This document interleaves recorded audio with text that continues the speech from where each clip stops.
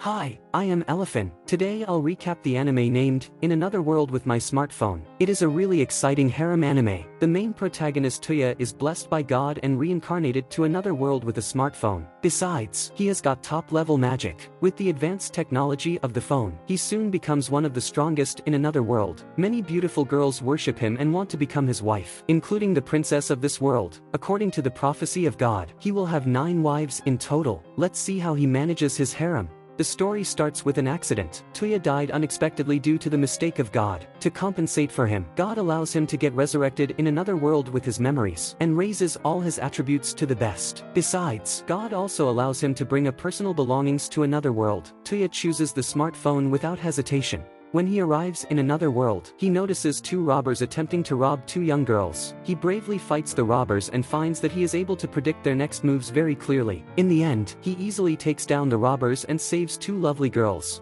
The girl with long hair is called Els, and the girl with short hair is El's sister, Linza. During the chat with them, Tuya learns that they are professional adventurers who make money by doing quests. Tuya also wants to get the job, but he can't read at all, so he can't take any quests. Knowing this, the 2 girls just take Tuya with them on their adventures. After all, Tuya is good enough to help them defeat the monsters. During the battle, Tuya finds out that Els is a warrior and Linza is a magician. He is very interested in magic and asks about the way of casting magic right after completing their mission. Linza takes out 7 pieces of colored magic stones, which symbolize different attributes. Those who have specific attributes can cast magic as long as they focus their consciousness on the corresponding stone. When Tuya focuses on the blue stone, a large amount of water immediately gushes out. After that, he tries the rest of the stones, all of which cast the corresponding magic one by one. The last stone corresponds to the non-attributed magic, through which the users can cast specific magic by saying the name of the magic. Some people even conjures up portals through it.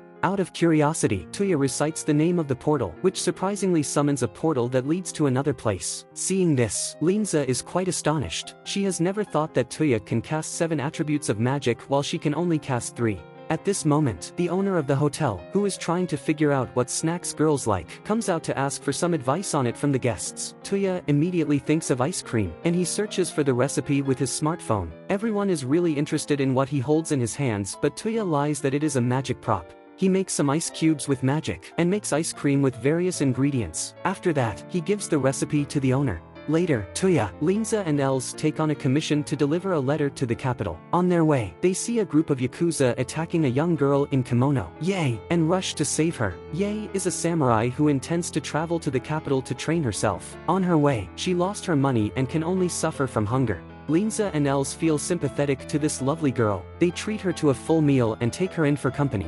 On the way to the capital, Tuya studies one of Linza's magic books, which contains the names of various non-attributed magics. After saying the names, he can cast the corresponding magic immediately, which means that as long as he knows the names of the magic, he is able to cast any magic. Suddenly, Tuya smells a smell of blood and rushes to the source of the smell with the girls, only to find people being attacked by a group of lizard men. The girls quickly join the fight, while Tuya casts a magic called Slip to make all the lizard men slip and fall, helping the girls achieve victory. The people who are attacked actually are the guards of the Duke's daughter. Sushi, the butler next to Sushi, is hit by an arrow. The arrowhead stays inside him and cannot be removed. Realizing he is dying, the butler says goodbye to Sushi. Suddenly, Tuya comes up with an idea. He removes the arrowhead out of the butler's body with the magic in the spell book, and then heals him with the healing magic. Grateful for Tuya's kindness, Sushi and her butler entrust him and the girls as bodyguards at a high price. Tuya, who has planned to travel to the capital, agrees to this commission without hesitation. When they arrive at the capital, they visit the Duke's castle. After hearing what happened to Sushi, the Duke holds Tuya's hands tightly and thanks him for saving Sushi.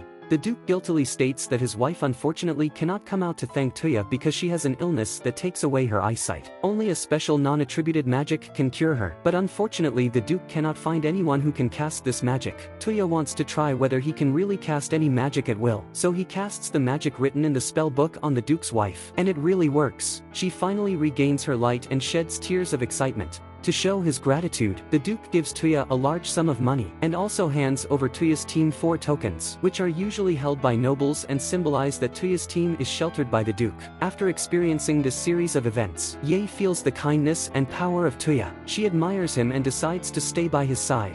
Tuya takes his companions to complete the commission of delivering the letter, and then they come to explore a nearby dilapidated ruin, in which they intend to find treasures. However, nothing is ever found. After enhancing his senses with magic, Tuya discovers a mysterious thing hidden underground. He commands Linza to carry out an explosion and blows out a passage leading underground, where there is a wall with writing on it that they have never seen before. Tuya takes out his smartphone and takes a picture to record the writing. At this moment, he sees a switch on the wall and presses it. Soon, the wall collapses, and the mysterious thing they are looking for shows up. When Tuya touches it, it emits an eerie bright light and turns into a blue spider. The passage is collapsed due to the shrill cry let out by the blue spider. Tuya hurriedly casts a portal and takes the girls to escape to the ground. The blue spider immediately chases out and attacks them. Though Linza and Els cooperates in the battle and finally break its legs, the spider soon gets recovered and injures Els. Tuya heals Els with magic while thinking of ways to deal with the blue spider. He notices a red jewel inside it and thinks that it is its core. After Els is cured, he casts a magic spell to move the red gem to his hand. Els then smashes the red gem with one punch, and the blue spider suddenly turns into a pile of powder.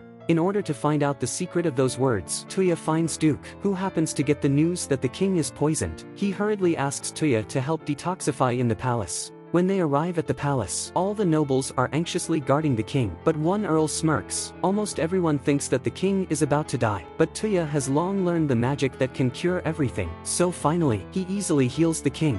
Through magic, Tuya finds out that the wine glass for the king is poisonous. He suspects that the murderer is the earl and pours a glass of wine for the earl to drink. After drinking it, the earl shouts that he is poisoned, but nothing happens. In fact, Tuya has long removed the toxins on the cup edge. He questions how come the earl knew the cup is poisoned, and the earl cannot justify but plead guilty. The princess Yamina falls in love with Tuya from the first sight, seeing the wisdom and magic of him. She proposes to marry him. The king wants to win over Tuya, so he immediately agrees to Yamina's request, only to be refused by Tuya. He still carries the concept of where he comes from, thinking that he can't get married until he's 18. But now, he is only 16. Yamina goes on an adventure with Tuya. She is very talented in fighting that she can summon a group of silver wolves to fight for her. Interested in Yamina's summoning, Tuya also tries it and unexpectedly summons a mighty white tiger, which is the highest level monster. The white tiger is very proud, who does not think that Tuya is qualified to be its master. It tries to detect Tuya's mana level, only to get fainted after seeing it. After white tiger wakes up, he surrenders to Tuya right away, shrinking his size and following him. The first commission they receive after white tiger joins Tuya's team is to slay the slimes. When they arrive at their destination, they are attacked by a large amount of slimes. Slime's mucus is lubricating and corrosive. Rescued by the white tiger, Tuya doesn't get any corrosion, but on the other hand, the girls suffer a lot. They quickly change their clothes and hunt slimes everywhere. At the end, they burn down the entire slime gathering place with fire.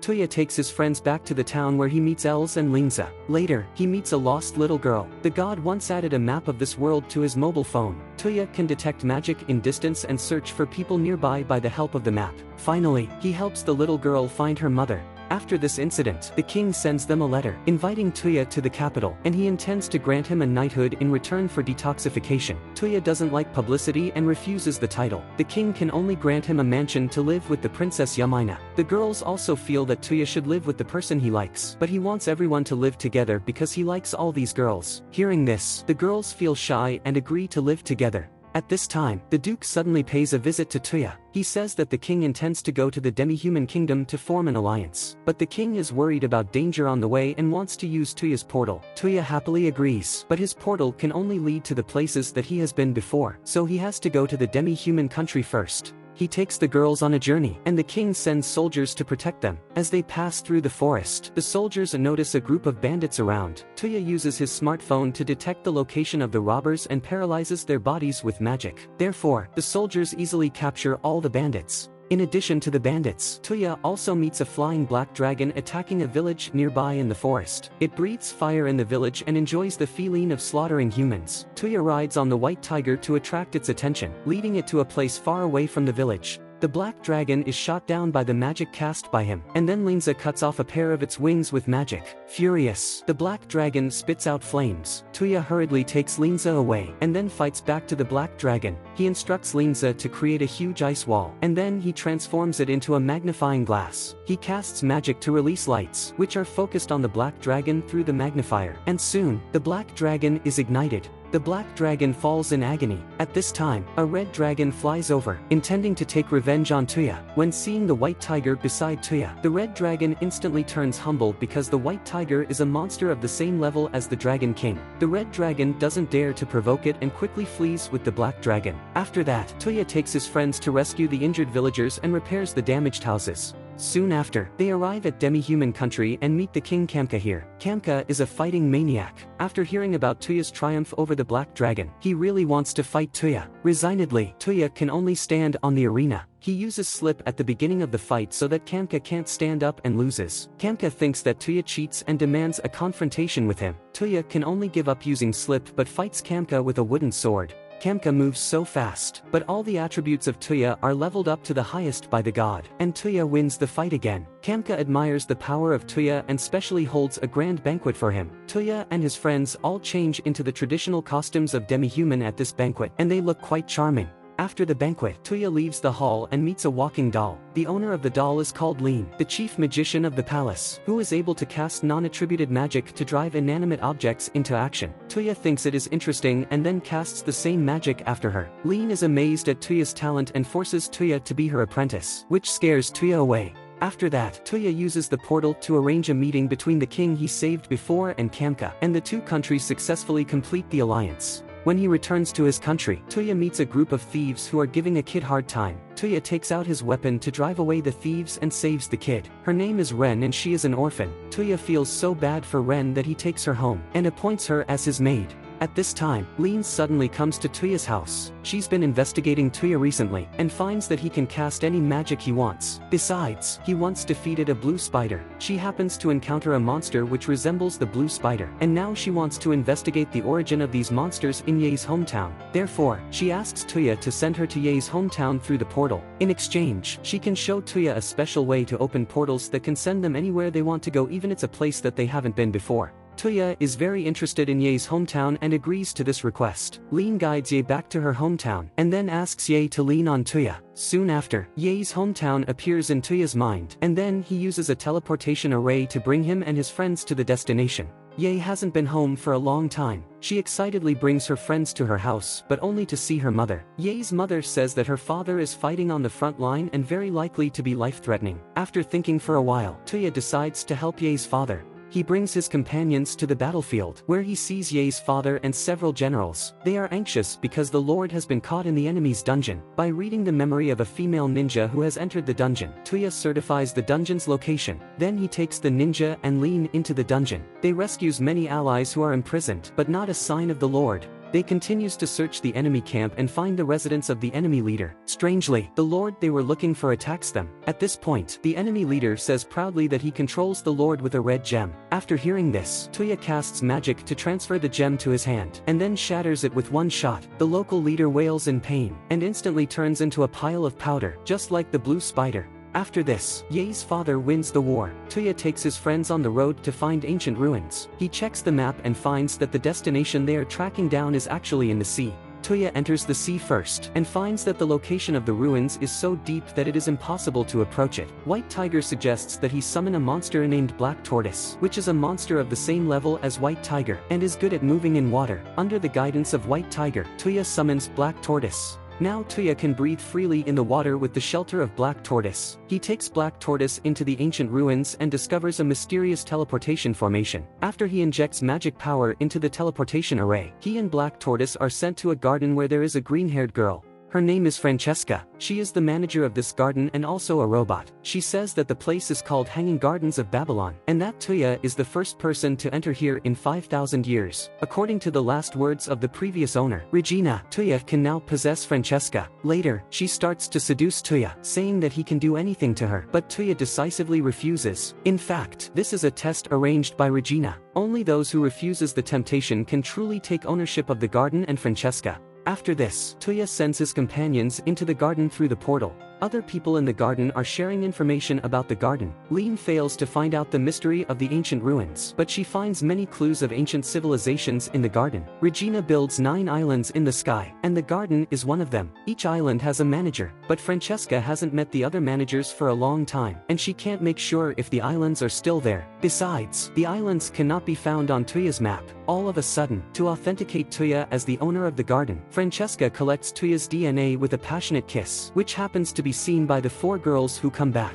The girls are all stunned, unwilling to accept the fact that Francesca takes away Tuya's first kiss. The bold girl Linza kisses Tuya passionately. Tuya doesn't know how to do with the kiss, so he takes the girls home first. Yamaina finds him alone, saying it is unfair that Linza and Francesca have kissed Tuya while she hasn't. Looking at Yamaina's aggrieved and cute face, Tuya can't help kissing her. After that, she calls Linza here, saying that Tuya should respond to Linza's kiss. Linza sheds tears nervously when Tuya quickly says that he likes both Linza and Yamaina and he wants both of them to be his wives. Linza and Yamaina both smile and lean on his arms happily. When Ye and Els hear the news, they confront with Tuya, saying that they also want to marry him. This time, Tuya doesn't make a promise easily because he is worried that he won't be able to make all 4 girls happy. He frustratingly confides his troubles to Francesca, who doesn't really understand human emotions. She thinks that Regina might be able to help him, and then takes out a prop, which is left by Regina to her successor. The image of Regina appears on the props, and now Tuya can have a brief conversation across time and space with Regina, who's from 5,000 years ago. However, Regina can't provide any help. Though distressed, Tuya suddenly remembers that the god has left him a phone number. So he makes an appointment with God over the phone, hoping that God could help him. God is very enthusiastic and invites a beautiful goddess to help Tuya with his issues. After some discussions, Tuya finally gets determined. When he returns home, he announces his final decision to 4 girls. He will marry all of them in the future, because he is not mature enough to take on such a great responsibility now. Seeing Tuya so sincere, the girls are all convinced, but Els and Ye demand that they get his kiss. Tuya doesn't refuse. However, when he approaches Els is so shy that she directly punches him away. That brings the end of this anime. In this season, 4 of the 9 wives of Tuya have appeared and each of them has their own personalities, which makes me look forward even more to how the 5th wife will join Tuya's harem. It is said that this anime has been officially announced for a 2nd season. I am so excited. If you also look forward to the following plots just like me, don't forget to like and subscribe. I will recap the 2nd season as soon as possible. Thanks for your watching. Bye!